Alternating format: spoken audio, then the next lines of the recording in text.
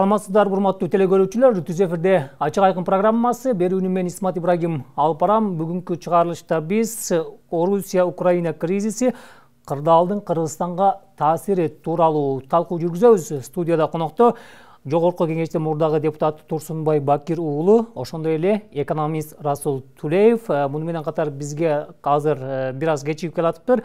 Саясат талдоочу Бурул Усманалиева айым кошулат. Биз азыр талкууну баштай берели. Урматтуу коноктор, чоң рахмат сиздерге убактыңыздарды бөлүп, ошол маанилүү маалыматты элге жеткирүүгө салым кошуп келип отурганыңыздарга. Эми тилекке каршы Орусия жана Украина ортосундагы келишпестиктер диалогдук чектен чыгып, кризистик абалга кептелип турат. Азыркы учурда бир аз жанагы куралдуу аткылоолор токтогону менен кечеги күнгө салыштырмалуу абал азыр деле жакшы эмес. Турсунбай мырза, айтсаңыз, сиз буга чейин ошол эл аралык комитетте иштегенсиз, ошондой эле ошол Орус-Украин саясатын, жалпы эле ошол өлкөлөр арасында саясатты жакшы билесиз да. Бул кризиске кептелди. Эми мындан чыгуу жолдорун эки мамлекеттин ортосунда кандай багытка салсак жакшы болот? Кандай кылсак бир кандай тынч жолго чыга алабыз муну менен? Биздин элдерди туура түшүнүш үчүн мен азыр жөнөкөй мисал келтирем. Бизде сотко кайрылбаган жарандар калбады окшойт. Ошондо 2 жолу, 3 жолу, 5 жолу, 10 жолу кайрылгандар бар да. Ошондо сот бир чечим чыгарып коет, өкүм чыгарып коет. Бир бөлүгүнү канааттандырабыз, калганын канааттандырбайбыз деп. Ушу мисалда азыркы Россия Украина кырларына салсак, эми эки жактан да кетти. Ошондуктан мен ойлойм, буякта Россия азыр чабуулду токтотуп, аскерини кайра артка чегиниш керек. Анткени жазалады Украинаны, күчүнү көрсөттү. Америкада, Европада унчукпай калды. Буякта все уже эң күчтүү Россия болду. Буякта алар разы болуп кетиш керек. Мына эч ким эч нерсе кыла албады. Тем более ачык эле айтышты Америка, Европа. Биз Украина үчүн согушпайбыз деп туруп. Башка сөз менен айтканда, эл арасында жакшы сөз бар, жана бирөөгө карыз берип, кийин акчаны алып алсаң кидала деген. Кидат этишти буякта. Ошон үчүн бул жакта Украинада өзүнө, эми Украина тараптамын, бирок Украинада буяк жыйынтык чыгарыш керек да. Ким НАТОго шаштырып атат азыр аны? Анан көрө Европанын союздун кошундуу мүчөсү болуп, мыкты өнүгүп, анан маселени койсо болот. 5 жылдап, 10 жылдап НАТО мүчөсү болбогон Европанын өлкөлөрү бар. Өзгөчө талкаланган Югославиянын өлкөлөрү. Бул жерде сразу Евросоюзга мүчө болом, еще НАТО мүчө болом деп бул эрте айтып кетишти. Эми түшүнсө болот аларды. Булар ушу Прибалтикага окшоп, анткени Прибалтика бизге барганда жакын да аларга. Ушу эптеп ушу Орустан кутулайлы деп аткандар алар. Ошон үчүн сразу жарыялады.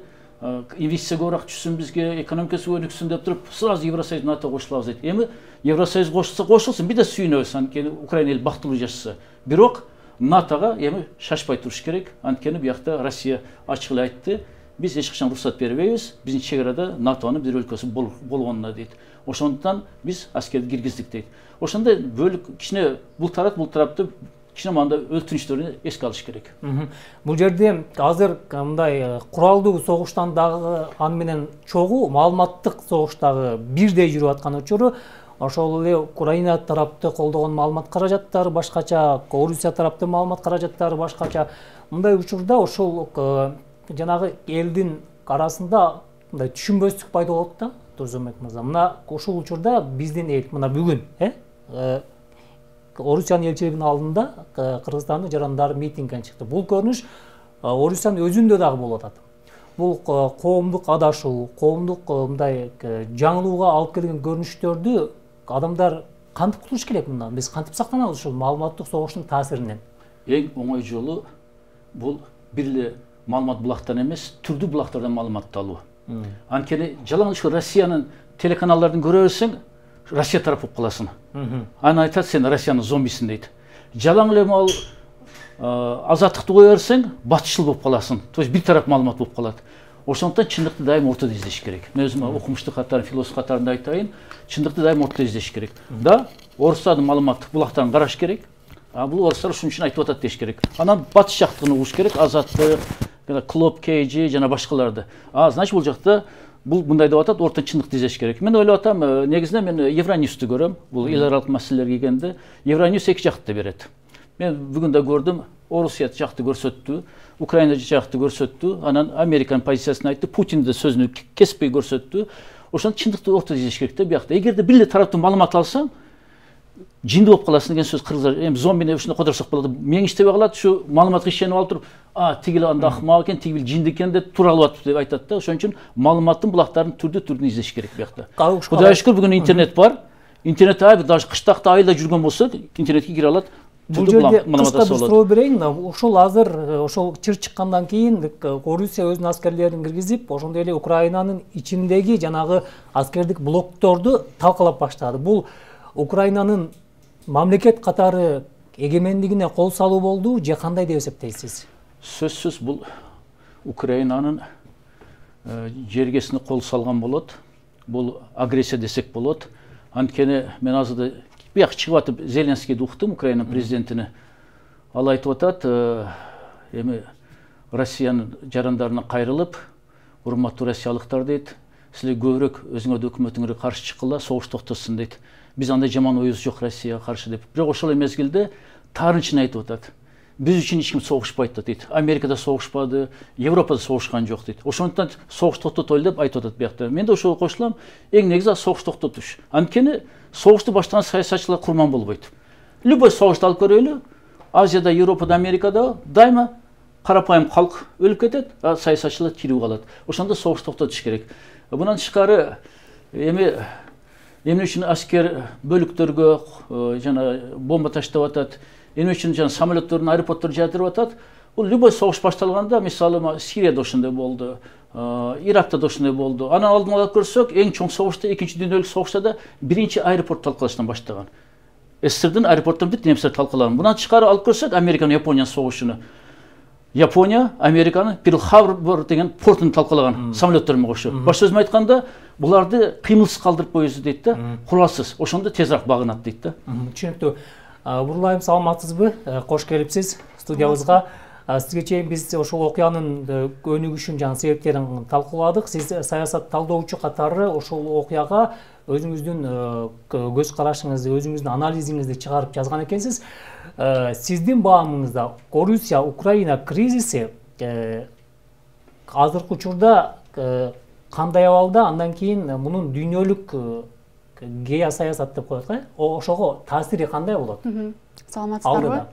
Ооба, бул согуш ойго түшкө кирбеген окуялар болуп атат. 21-чи кылымда өтө эле расслабляться этип алган экенбиз, дүйнөнүн баары цивилизация болот деп. Бирок азыр болуп аткан нерсе бул дапдана, ап-ачык күндүзү ошо эл аралык мыйзамдар, принциптер бузулду.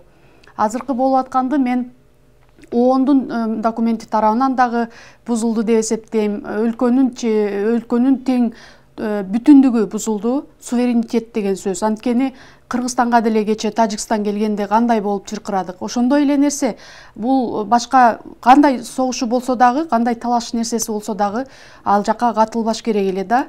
Өздөрүнчө бир башкача форматтарда чечсе болот эле. Албетте геосаясий таарынычтары андайлар бар экен. Бирок НАТОго кирип кетет деп коркуп атат орустарчы.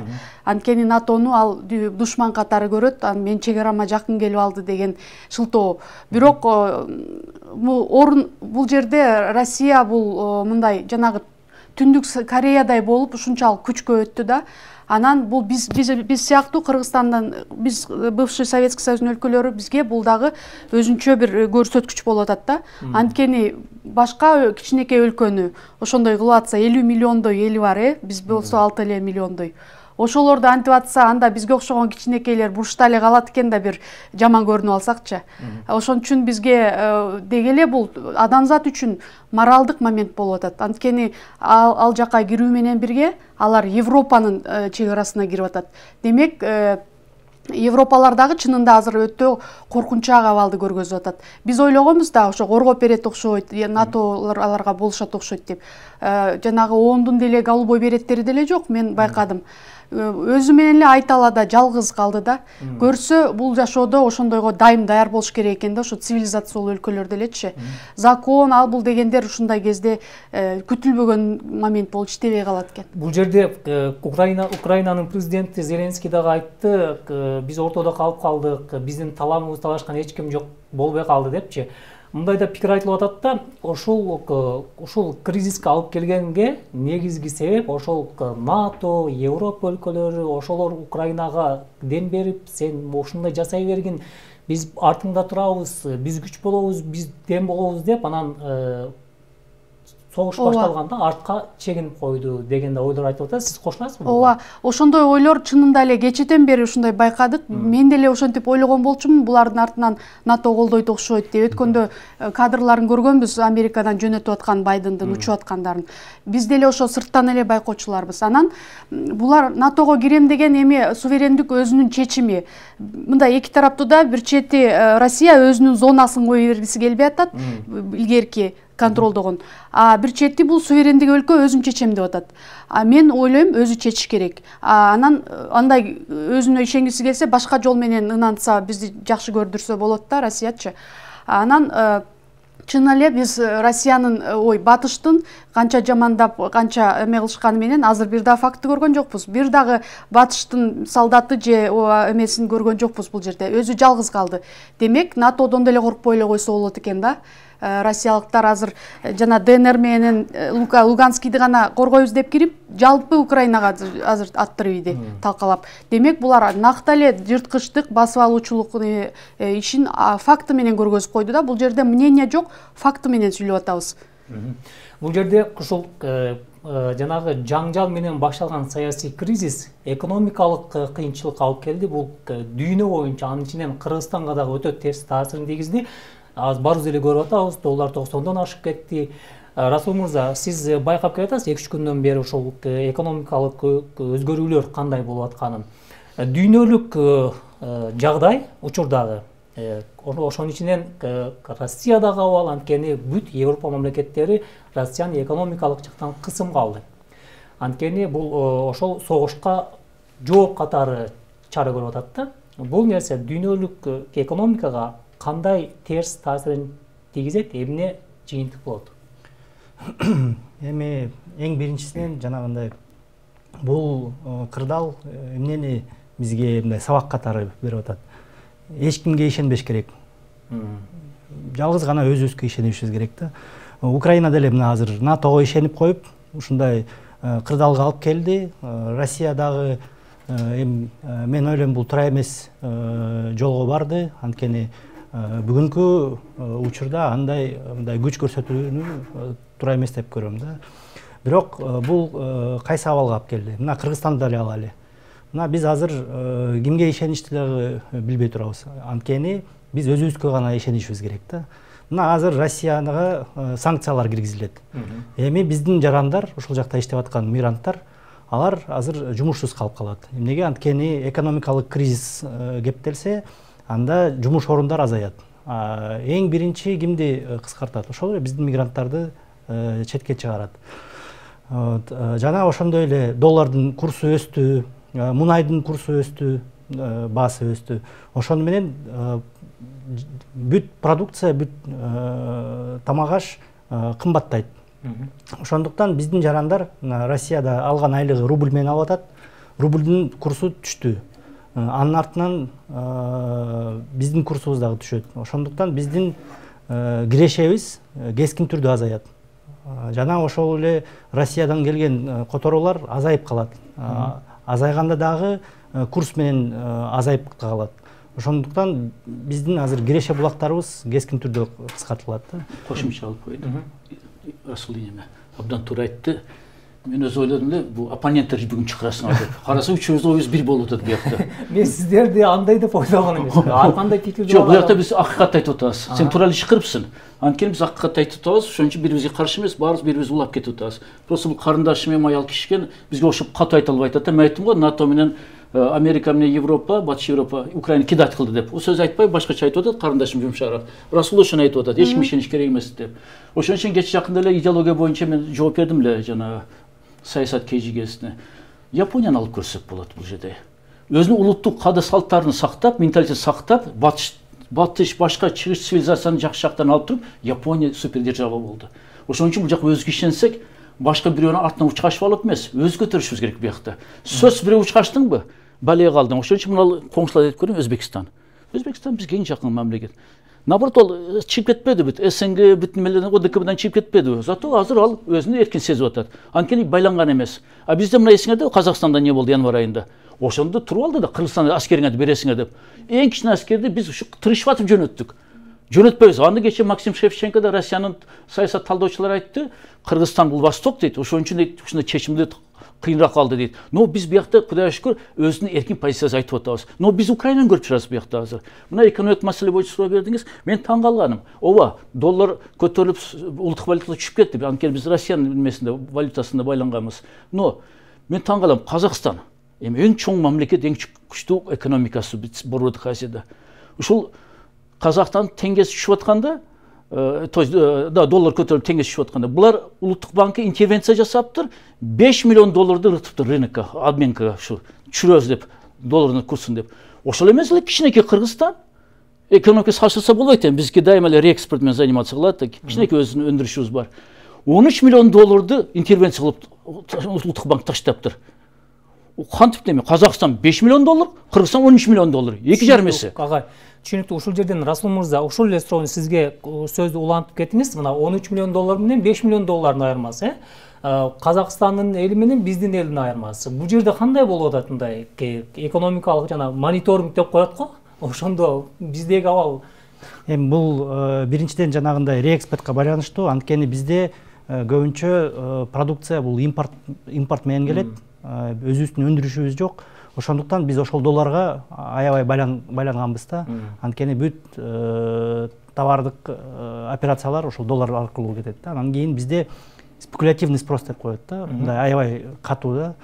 Анткени бизде айтып атпаймынбы, жанагы доллар аябай көп таасир берет да. Ошондуктан бизде жанагындай интервенция өтө көп киргизилет. Эмнеге? Анткени бизде социалдык абал дагы аябай курч. Мисалы үчүн Казакстанда курс катуу көтөрүлсө же түшсө, ал жактын эли кичине бизден байыраак да. Аларга ал катуу сезилбейт. Бизге болсо 1-2 сом ылдый өйдө түшсө, ал уже биздин кирешебизге жана биздин жашоо деңгээлибизге аябай чоң таасир этет да. Ошондуктан биздин бийлик эми ушул социалдык абалды кичине болсо дагы тынчтандырганга, мындай кармап турганга, көбүрөөк чыгымга мындай кептелет да. Экономикалык маселелерине кайра кайтабыз. Бурлай, мына Украинанын менен Орусиянын ортосуна чир башталгандан бери Белоруссия өзүбүздүн аскерди керек болсо киргизебиз деп атат. Чечендер бул жакта мына биз жөнөтүп атабыз деп атат. Ошондой эле Казакстан биз дагы орустардын позициясындабыз деген сөздү ушундай позицияны карманып атат да. Бул жанагы тынч дүйнө тынчтыкты каалап турат да. А бирок бул өлкөлөрдүн жанагы багыты түшүнүксүз болуп турат. Сиз кандай баалайсыз буга? Мен мындай баалайм. Бул ошол жанагы Таможенный союз же Евразиялык экономикалыкты түзгөн уюмдар ошо көпчүлүгү авторитардык өлкөлөр экен да. Алардын саясий позициялары да бирдей болуп калып атат. Биз Кыргызстанда мындай жарандык коомдор күчтүү, эркинирээк өлкө үчүн азыр андай позицияга барган жокпуз да. Ал өлкөлөр Белоруссия ачык эле түрдө Путинчил экен. Казакстанды уккан жок элем, сиз айтып атасыз. Демек, бул ошол өздөрү кандай күчтүү билекке ишенип иш кылган өлкөлөр ошондой военный, ошондой бирөөгө катылганды туура деп эсептейт экен да. Бул өзүнчө билинип калды да, лакмус кагазындай болупчу. Белоруссия, Россия, Казакстан, эгер биздин өлкө күчтүү болсо, же Армения мүчөлөрүбүз да евразийский. Мүмкүн алар деле биз да колдойбуз деп чыкмак. Бирок биздин экономика алсызыраак үчүн айтпай атса керек дейм да. Мүмкүн биздин деле лидерлер айтып, ушундай жана Армения өлкө ошентип чыкса, евразийский мүчөлөрү да толук картина болот эле да. Бирок азыр ошол күчтүү өлкөлөрдүн айтканы таң калыштуу эмес. Анткени булар үчүн жанагындай суверенитетти колдоо, бирөөнүн ою башкача болсо дагы аны менен мушташпоо деген түшүнүк бар да. Тил менен чечип ал же акыл менен кандайча чечип ал деген. Булар ошо күч менен танка менен самолет менен бирөөнү багындырып ошолорду эркин таңуулоону туура көрөт экен. Демек бул авторитардык өлкөлөр. Булардын заманы жакында бүтөт, анткени андай коомду башкалар жерип, жана санкциялар менен да көргөзүп атат. Алар менен коңшу болуш да бизге кыйын болуп калды да. Турсунбай мырза, мына сиз дипломатияны жакшы түшүнөсүз, эл аралык саясатты да жакшы түшүнөсүз да. Азыр кырдаал ушундай турат. Кыргызстан кандай позицияны карманышы керек? Кыргызстандын эми жаңы жетекчи деп коелу, бул анткени былтыр эле шайланды. 21-жылы январда шайлоо болгон, февралда инаугурация өттү. Ошон үчүн жаңы бийлик деп коюшубуз керек. Азырынча өзүнүн көз карандысыбызды көрсөткөн аракет кылып атат. Мисалы Талибан Америка качып чыкканда, бийликке келгенде бир эле Кыргызстан айтып чыкты. Жок, Талибанны биз алакка түзөбүз, анткени биз бир региондобуз, коңшубуз, анан тышкары Афганистанда этникалык кыргыздар бар деп туруп. Бул жерде Тажикстан жер тепкилеп атты, анткени Душанбеде саммит өттү да. Жок, бизге кошулуп Талибанды санкция киргизели, алар тааныбайлы деп туруп. Жок, Кыргызстан өз саясатын жүргүздү. Мажбур Кыргызстандын саясатын Орусия колдоп кетти, Өзбекстанды каршы чыкпады ага. Бир Тажикстан жалгыз калып калды. Bundan тышкары Кыргызстандын өзүнүн дипломатиялык тынчтыкты көздөгөн тарыхы бар. Бул башка республикада жок, мурдагы СССРде. Мисалы 94-жылы Тоолуу Карабакта Азербайжан менен Арменияда согуш болгондо ким ортомчу болуп чыкты? Ким согушту токтотту? Кыргызстан. Кыргызстан өзүнө ошол вазифаны алып туруп, эки өлкөнү бир столго отургузуп, согуш токтотуп коюп, ошондон кийин гана мына былтыр ушунча жыл өткөндөн кийин Азербайжан ошол маселени курал менен чечти. Ага чейин Кыргызстан аракет кылып тынчтык сактап атты. Же болбосо мына Тажикстанда жаранды согушту алып көрсөк, 92-96 жылдардагы эч ким колунан келбеди булар токтоткону. Жок. Кыргызстан өзүнө чакырып, оппозициянын жетекчилерин да, расмий өкмөттү да бир пикирге алып келип туруп, столго отургузуп, ошондо оппозиция менен бийлик биригип туруп, яна ото кошулуп бийликке, мына ошон бери тынчтык болуп эле Тажикстанда. Ошон үчүн Кыргызстанды бул биздин ушундай тынчтыкты көздөгөн биздин аракеттерибиздин тарыхы бар. Каада салты бар, традициясы бар. Ошондо азыр да Кыргызстан тескерисинче азыр чыгыш керек, токтогула. Кечээ СССРде бир элек, Украинада, Россияда. Биз ортомчу болуп берели, эмне чече албай атасыңар деп. Жама башында айткан сөздү.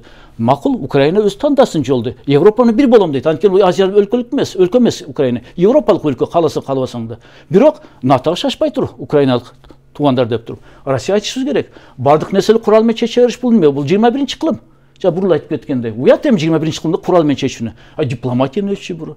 Лавров, Сергей Лавров, Украинанын Россиянын тышкы иштер министри, эң күчтүү дипломаттардын бири. Эмне үчүн биз жана америкаларды окшоп атабыз? Мына Иракка кол салганда Америка Кошмо Штаттары, ошондо да Кыргызстанда митинг болгон. Токто, кол салбай Иракка депти. Жорж Бушту биз критикалабыз Борбордук майданда. Азыр ошол нерсе болуп атат да, биз ошондо айтканбыз. Эмне үчүн дипломат жолу менен чечпейсиңер? Эмне үчүн точно согуш керек? Сен күчтүү эле согуш ача бересиң деп туруп. Ушул нерсени биз түшүндүрүшүбүз керек. Кыргызстан ушул вазифасын аткарса, дамир жолу эл аралык авторитет көтөрүлөт Кыргызстанда. Расул мырза, мына азыр доллардын куну түшүп кетти аябай. Жана сиз башында белгиледиңиз. Эми бул көрүнүш кайсы убакытка чейин уланат? Эми негизи кандай болот? Биздин сомдун курсу мындан дагы төмөн болуш керек эле негизинен. Анткени биз ошол интервенция менен эле 84-төн 95-ке чыкты. Азыр бираз түштү. Эми мындай реалдуу курсту карасак, биздин курсубуз, сомдун курсу теңгеден төмөн болуш керек эле да. Биз болсо ошол интервенция кылып атып эле ошол курсту кармап атабыз да. Жасалма түрдө. Жасалма түрдө. Экономикалык абал, экономикалык биздин бүгүнкү учурдагы кырдаал андай курска туура эмес да. Туруштук бербейт. Туура келбейт да. Ошондуктан биринчиден биз ушул курсту кармап атып, биздин ички өндүрүштү өлтүрүп атабыз. Эмнеге? Анткени канчалык доллардын курсу өссө, ошончолук импорт бизге кымбат болот. Эгерде импорт кымбат болсо, анда өзүбүздүн Кыргызстанда өндүрүүчүлөр ушул продукцияны өндүргөнгө бир аз болсо дагы мүмкүнчүлүккө ээ болмок да. Бул бир. Экинчиден бизде жанагы кредиттик саясат эң туура эмес жүргүзүлүп атат да. Анткени бизде каражат жетишпей атат. Эми болсо мындай геосаясатты алсак, Кыргызстан азыр мындай бир өлкөгө же бир ошондой эле ЕАЭСке ишенбей биз канча мындай биримдиктердин мүчөсү болуп атабыз. ошолорду биз дагы деле колдонбой жатабыз да. Мисалы үчүн ЕСП бар, ВТО бар, канча мамлекеттер менен биз ислам өлкөлөрдүкү бар. Ислам өлкөлөрүнүн жана ошол эле Туркиянын, түрк элдеринин буюму бар. Ошонун баарын биз толук кандуу колдонбой, бир эле ЕСке мындай байланып алдык да. Бул туура эмес көрүнүш. Биз эч качан бир эле багытты же бир эле мамлекетке байланбашыбыз керек да. Анткени жашоо ошондой экен да. Биз дайыма мындай многовекторный да. Ошол байланбай коюунун жолу барбы? Ошол байланбай коюунун. Байланбай турган жолу бул эң биринчиден биз ички саясатты туура жолго салышыбыз керек да. Качан гана бизде саясатчылар мындай эркин, өз оюн билген жана мындай таза жол менен бийликке келгенде, ошондо гана биз Кошумчам бар. Ушу маселе боюнча. Кыскараак айтсаңыз. Кыска. Мына кече Пекинге кышкы олимпиадага биздин ажообуз Садыр Жапаров барып келип, Кытайдын лидери Си Цзиньпин менен жолугуп, Кытай, Кыргызстан, Өзбекстан жолуну баштоого макулдук бир пикирге келишти. И Россиянын реакциясы заматта болду да. Жек көрүүнү айтты да, мен тоскоолдук берем деп туруп. Эми биякта биз Украина Аллах фалды болбостугу үчүн биз билишибиз керек. Кытай бул Украина эмес. Кытай менен Америка салгылаша албай атат биякта. Эгерде Кытай айтса, Орусия чыкпайт. Анткени биздин кызыкчылык ушул жерде болуп атат. Биз азыр мына Расул айткандай, биз бул өз күчүбүз менен өлгүш үчүн бизге темир жол жана деңизге чыгыш керек болуп атат. Болбосо биз азыр Казакстан, Орусия барганда бизде баары жок кымбаттап кетип атат. Ана 2014-жылы биз туура эмес кадам кылдык Кыргызстан. Ошондо бизди 9 депутатты жаман көрүшкөн. Булар бажы биримдикине каршы экен деп туруп. Биз ошондо айтканбыз, өз сөздөр эмесимде. Биз баары жок реэкспорт менен жашап атсак, Кытайдан, Араб Эмираттан, Туркиядан алып келип турган кайра Россия, Казакстан баары жок дүйнө боюнча сатып атсак, ушул жол жаап койсоңор, Кыргызстан кантип өнүгөт? Бизде завод, фабрика жок, Беларусь, Россия, Казакстандай. Мына бажы биримдикке кирдик, биз алардын мыйзамы менен жашайбыз. Айткандай болуп калды бул жерде. Урлайм. Мен да ушуга кошулам да, анткени мен сүйүнүп атам, сиз ошол 9 депутаттын бири болгонуңуз экенин азыр билдим. Мен дагы ушу азыр факт жүзүндө биз уже ушуну чыкканга, талап кылганга шарт түзүлдү да. Биринчиден Евразиялык экономикалык биримдикте дагы биз бүт минуска кеттик. Ал факт аркылуу билинди. Кечээ мигранттарыбыз ошолор негизги шылтоо болчу бизге. Алар жанчылып атат азыр. Алар жеткен жокпуз максатка. Азыр мына ОДКБны айтсак, ОДКБда деле биз чечпей эле, биздин оюбуз такыр эле эске алынбай эле, бир эле ошол өлкө чечет экен. Кечээ Казак кризисинде билинди ал. Ошондо эки Россия алып барган эки уюм тең бардыгы биздин кызыкчылыкка иштебейт экен да. Ошондуктан туура жана биздин темир жолду алып барууда ошондой болду. Кечээ Тажик менен былтыр апрелде болгон согушта дагы Тажик тарапта болгондугу ачык эле билинди. Анткени 9-май болду, андан кийин эле ошо экөө парадта жүрүштү. Биз ушунчалык бул жакта кайнап турсак дагы ал мындай нейтралдуу адам катары кичине башкачараак алып жүрсө болот эле өзүнчү. Анан бул Рахмон экөө бир болгондугу мен азыр ачык эле айтам, ушу Путин бул Рахмон деп эле ойлойм да мен. Анткени биз ушул уюмдардан чыкканга кадимкидей факт түрүндө бүт далил пайда болду. Биз ушул далилдерди колдонуп, жанагы эле сиз айткан башка уюмдар менен кошулуп жолубузду таап кеткенге өзүбүздүн укугубуз бар. Биз ошон үчүн суверендүү өлкөбүз. Суверендүү деген өзүнө өзү кожоюн деген сөз. Анан кайра эле бардык жумурткаларды бирөөгө салып берип эле көз каранды болуп эле отура бербеш керек экен. Бул жерде ушул экономика жана бизнес жаатына токтолсок, Орусиянын президенти Владимир Путин өзүнүн ишкерлери менен жолугуп, урматтуу ишкерлер, мени туура түшүнүп койгула, эч кандай диалог сүйлөшүүгө мүмкүн болбогондугу үчүн акыркы чара ушул мушташуу болду деп айтты да. Чындап эле ошондой сүйлөшүүгө мүмкүн болбой калды беле бурлайм. Мүмкүн болот болчу. Анткени канча күн баштайм деп алдап элди кызыксытып атты, туурабы? 14-чү болот, февралда болот деп. Бирок бул киши ачык түрдө эле жеке өзү чечти да барынча. Анткени мына Совет Федерациясы менен чогуу чечиш керек да, биздин Жогорку Кеңеш же Коопсуздук Кеңеши сыяктуу уюм экен да. Алар титиреп турушту, эч нерсе оюн айта албай. Жалгыз өзү чечти. Мен ойлодум, бул киши рухий жактан дагы мындай бир эго же нарциссизм, жанагы бийлик деген ору менен катуу уруп калган окшойт деп ойлодум. Анткени убакыт бар болчу. ага жаш бала, мисалы Зеленский ага караганда анын уулундай эле бала турабы, аны менен сүйлөшүүгө барса болот болчу, бирок бул жанагындай күрөздүгүнө салып, баары бир ошо күчкө барып, биринчиден жана таанып баштады ДНР менен Луганскини. Ошондон ары бул кийинки кадамга барды. Бул өтө жол бар болчу. Ал туура эмес айткандыгы. Менде кошумчам бар, Исмат. Кече мага өзбек туугандар бир видеону жөнөтүштү. Мен да видеону мурда көрбөгөн экенмин. Ислам Каримов мен душман катарына көрүп, 2 жолу улуттук телевизиясына айткан. Турсунбай Бакирул Вахаби өзбек элинин душманы. Ошон ойлошот да баары өкө жаман деп тур. Мен бирок адилеттүү болгон аракет кылам да. Кече видеосун көрүп алып тур, мен разы болуп калдым Каримовго. Ислам Каримов ошо кече видеодо өзбек элин айтып аткан экен. Мага маалымат келди, азыр Москва дейт, жаңы саясатын баштап тур. Мурдагы СССРдин саясатын баштап, бүт баарын кайра бириктирет экен деп. Биз ушу каршы болуш керек деп Ислам Каримов сүйлөп атат да. Ошон үчүн Өзбекстан кошулган экен. СНГга, жана Межпарламенттик ассамблеяга, исполком СНГга, жана ОДКБга кошулган экен ошол үчүн.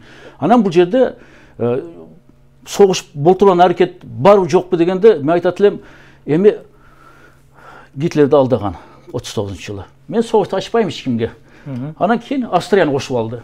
Азыр эми орустуган капа болбосун, точно ушу Австриянын ордуна Кримди кошуп алды. Анан кийин Польшанын чегарасында провокация кылган, анан кийин өзү немис форма, польский форма кийген немистерди өзүнө каршы кылып. Бизде азыр Луганск менен Донецк ушундай болуп атат. Эми бул жерде жана Казакстанды кошуп кеттим, мен Казакстан жөнүндө укпапмын. Анткени Казакстандын башында ушул маселе турат. Казакстандын 6 түндүк областы көбүнчө орустар. Ошол үчүн Борбордо Назарбаев жылдырды. Казактар ал түшүнбөй атат. Бул жерде данышмандык кылды Нурсултан Назарбаев. Алматыдан Астанага, эми Нурсултан деп аталып калды. Борборду которуп, казактарды көбөйтүп, анан кийин оралмандарды, башка өлкөдөн келген казактар ушак жайгаштырып атат. Коркуп атат алды, 6 область кетип калабы Россияга деп туруп. Ошон үчүн мен укпапмын Казакстан колдоп атканын. Но биякта мен кайра айтып келейин, биздин саясат башкача болуш керек. Орто Азиянын ушундай картасы түзүлгөн Москвада, Сталин мезгилинде. Бир Кыргызстан жери мисал Тажикстан мургапны жерге тал. Алардын анклавдары бизде. Өзбекстандын анклавы бизде. Ошон биздин анклав аякта. Ошон үчүн бул жерде алар саясаты ошондо Москванын саясаты ушундай эле чыр-чатак болот Борбордук Азияда. Баары бизге чуркап келет. Анткени өздөрү чече албайт. Буга ал документти берип коебуз, буга бул документти берип коебуз. Ушул чече албай атат да ушунан. Ошондуктан бул жерде Путин күчтүү саясатчы. Мен айтып атпайбы, азыр күчүнү көрсөттү, Европа менен Америка учпай калды, согушпайбыз Украина үчүн деп. Бирок Путин бул жерде коомчулукту алдады. Айттал биринчи. Эч кандай биз согуш ачпайбыз, биз жөн учение өткөрүп атабыз, Беларусь менен кошо деп туруп. Лукашенко да ойноп берди. Ооба, биз учение өткөрүп атабыз дейт туруп. Анан аскерибиз алып кеттик, алып кетпей эле, алып келген экен аскерин кайра. Экинчиден болсо, биякта алар жана Донбасс менен Лугансктан көчүрүп элди. Эч ким аякта согуш ачкан жокту Украина. Баарын автобуска, поездга салып көчүрүп барып Ростов, бир 12 областка Россиянын мына качкындар деп тур. Эмнеден качышты алар? То есть биякта уже паника кылып туруп, анан бул жерде эми бар, мен да ойлоп калдым, согуш болуп экен Путинге ишенип туруп. Кантип ишенбейсиң? Килеген Россиянын президенти айтып атса, бирок саат 4 эртең менен 41-жылда саат 4 эртең менен Германия СССРге кол салган. Россияда саат 4 эртең менен баары уктап атканда Украина кол салды. Бул факттар. Бул жерде Казакстандын позициясы кече бүгүн Евразиялык экономикалык кеңештин жыйыны өтүп атат Алматыда, Астанада. Ошол жерде өкмөттүн жалпыланган позициясы биз тарыхыбыз, жаныбыз, суубуз, башкабыз бир. Буга чейин орустар менен болуп келгенбиз, мындан кийин дагы ошол багытта турабыз дегендей жалпылама маалымат берди да. Исмат, себебин айтайын ушуну. Кече январь айында Казакстан президенти Токаев разы болду Путинге, Лукашенкого. Эмне үчүн? Эми азыраак бизге жана Арменияга, анткени негизи аскерлерди ушо беришти. Режимин сактап калды биякта. Тополоңдо жок, боевиктерди айтып, акыры Кыргызстан музыканттарын боевик кылып коюшту. Ушул жерде алар жомогуну ушу подкреплять кылып, колдоп, Россия колдоп берди. Чындап эле боевиктер басып алган экен Казакстанды. Ошон үчүн Токаев разы болуп, эртең дагы бирөө мен тагым талашса, мен Россиядан башка эч кимге ишене албайт экенм деп туруп, азыр Орусияны колдоп атат. Лукашенко да ошол максат менен. Жана митингдери күчөйгөндө Лукашенко коркуп кетти, азыр бирин тартып алат деп туруп. Анан бүт баары себеп ошого калып атат. Коркуу сезим диктатор. Взаимный болуп атышыптыр да. Расул мырза, муну азыр Европа Россиянын аэропорт жанагы ары бери учуп кирүүлөрүнөн тартып, бүт банктарына чейин санкцияларды киргизди да. Бул Россиянын экономикасына канчалык таасир берет? Ал кайсы убакка чейин жанагы терс жанагы таасир менен артка тартат да экономикасынчы? Бул канчалык кооптуу? Россия үчүн? Эми Россия бул деген килейген чоң мамлекет да. Алардын ички запастары аябай көп. Ошон үчүн алар ошондой жаңжалга барышты, ошондой согушка барышты. Анткени алар мындай толугу менен железный занавесте да жашап жүрүшкөн совет учурунда. Ошол ресурстардын баары жетишкен. Ошон үчүн алар коркпой ошол санкциялардан коркпой. Сезилбейби аларга? Мисалы аларга сезилет, сөзсүз сезилет. Бирок эми мындай өздөрү өзүн мындай багалат да. Анткени аларда ресурстар чындап эле жетиштүү да, бүт нерсе жетиштүү. Бирок бул бизге аябай чоң таасир этет. Эмнеге? Анткени Россиянын ресурстары аябай көп.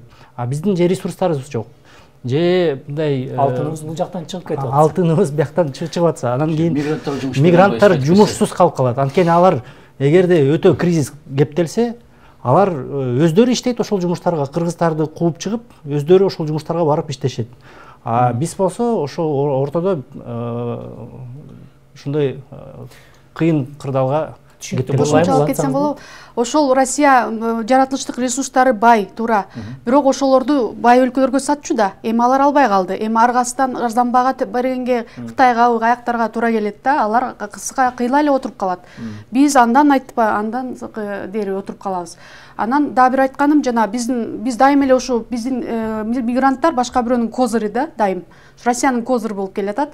Ошон үчүн биздин элдер кайтып келсе, мен көптөн бери ойлоп жүрөм да, ошо биздин элдер аракет кылып башка өлкөлөргө барса дейм да, ошо Турцияга, Кореяга тил үйрөнүп алып туруп эле ошо барьерлерден өтүп, ошол башка өлкөлөргө барса дейм да, биздин эмгек ресурстарчы. Кошумчалап кетейин, жанагы биз мына уже канча жыл болду, биз 10 жылдан ашык биз бир эле ошол мигранттар менен эле жашап атабыз да. Эми жетишет да. Биз азыр ушул кырдаалды көрүп туруп, эми уже ойлонуш керек да. Жалаң эле мигранттардын переводтору менен жашай беребизби? Ошол үчүн мен эки кошумча кошуп коеюн. Ушунан туңгуюктан чыгыш издеп, биринчиден кумторду улупташтырдык. Бул жакшы нерсе. Эптей албайсыңар дедилер. Кудай буйрса ушундан эптеп кетип атабыз. Экинчиси жана биз айткан Кытай, Кыргызстан, Өзбекстан и дальше темир жол. Үчүнчүдөн болсо биз Эрк партиясы расмий түрдө Садыр Жапаров президентибизге жөнөттүк сунушубузду. Эмне үчүн биз ички инвесторлорду колдонбойбуз? Проценти жок келет алар. То есть бутка туруп алган чет өлкөдөгү кыргыздар. Россия болобу, башка Америка болобу, мыкты кыргыз жетекчи бизнесмендер бар. Аларды айтыш керек. Сен Кыргызстанга кел, эч болсо айылыңа, көчөңө бир ишкана куруп же шаарыңа. Сен 5 жылга салыктан бошотуласың деп. Агай, сөзүңүздү бөлдүм, кечиресиз. Бурлайм сизге кыска суроо берейин, кыскараак жооп бериңиз, анткени убакыт болуп калыптыр.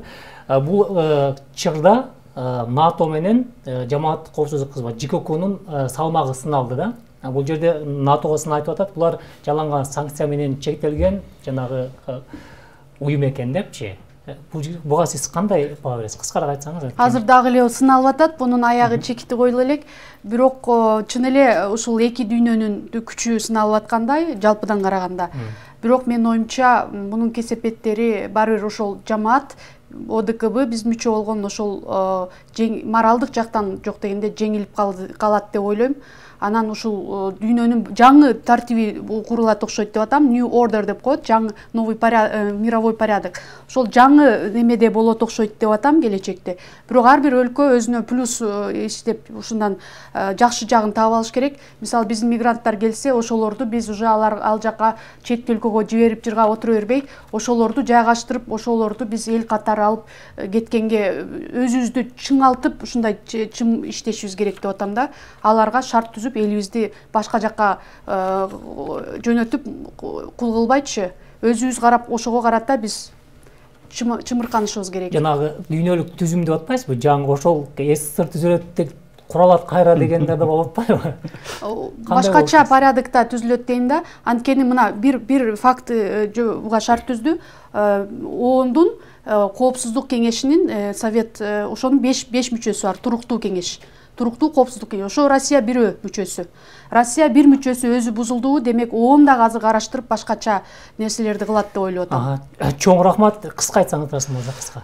Жанагы биздин экономикабыз боюнча айтып кетейин дегем, бизде азыр эң мындай убактыбыз болуп калыптыр, кечиресиз.